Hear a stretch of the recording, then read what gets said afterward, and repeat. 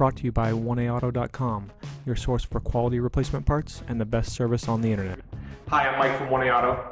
I hope this how-to video helps you out. And next time you need parts for your vehicle, think of 1AAuto.com. Thanks.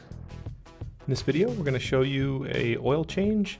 This is a 2003 Honda Civic with the 1.7 liter VTEC 4-cylinder, and this procedure is the same for most Honda vehicles with this motor.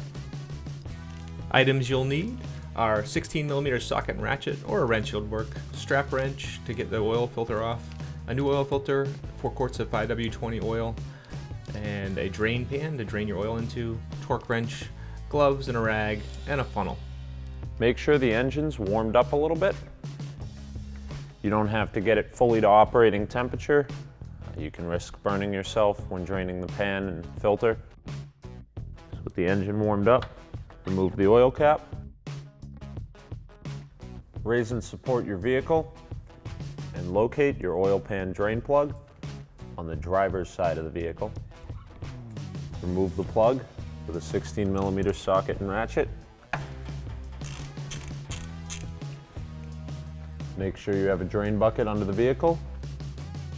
Remove the drain plug and place it somewhere safe and clean.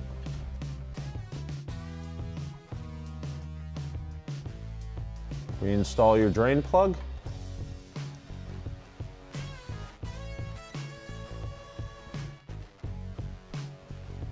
With a 16mm socket, torque your drain plug to 29 foot-pounds. It's very important that you don't over-tighten these, especially where it's an aluminum pan. It's very easy to strip the threads, or you could crack the pan if you go too tight, causing all kinds of leaks and other problems. Your oil filter is located directly above your CV axle, right above your drain plug. Using your strap wrench or a pair of filter pliers, they're all a little bit different, but this one will set to the size of our filter and engage the hook so we can spin it off.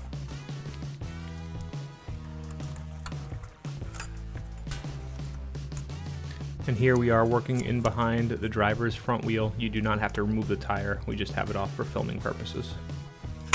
Once you've broken the filter loose with the strap wrench, you should be able to spin it out the rest of the way by hand. Now there's usually about a half a quart of oil in these, so spin it out slow.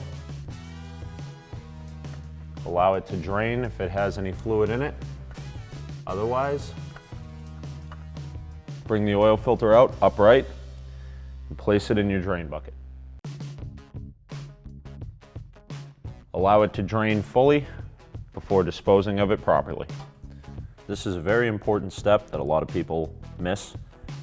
You want to put some clean oil on the tip of your finger and lubricate the gasket that seals the oil filter to the housing. This will keep it from baking on there and seizing, so you don't have to fight it off next time. Inspect the oil filter gasket surface. Make sure that it's clear of debris, the old gasket, or any other kind of material or burr that's going to damage it. Give the spindle a little twist to make sure it's in there nice and tight. Reinstall your oil filter.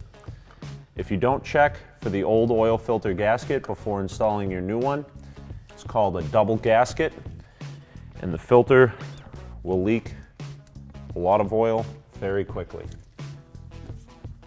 Get it in there, hand tight. Make sure it's on there good and snug.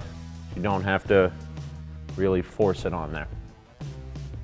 Install a funnel into your oil fill hole, and for our motor, you're going to add 3.7 quarts of 520 oil.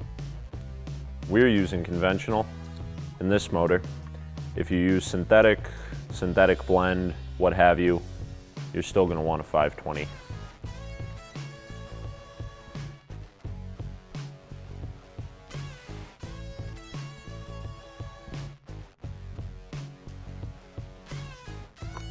After you've put 3.7 quarts of oil into the motor, wipe off your funnel, reinstall your oil cap, Start the car and let the oil pressure build up.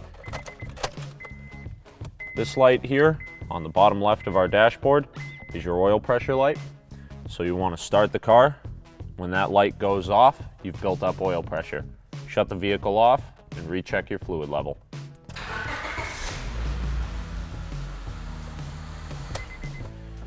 After you've let the engine sit for a few seconds to let the oil run back down, wipe off your dipstick, put it back in all the way, check the fluid level. Between the two dots is 1 quart.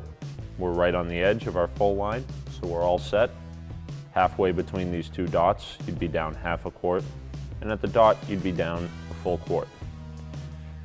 We check our fluid level even after we fill to manufacturer specifications because every motor tends to be a little bit different. Some may drain slightly more, some may drain slightly less. You want to make sure that fluid level is right where it's supposed to be. Thanks for tuning in. We hope this video helped you out. Next time you need parts for your car, please visit 1aauto.com. Also check out our other helpful how-to as well as diagnosis videos.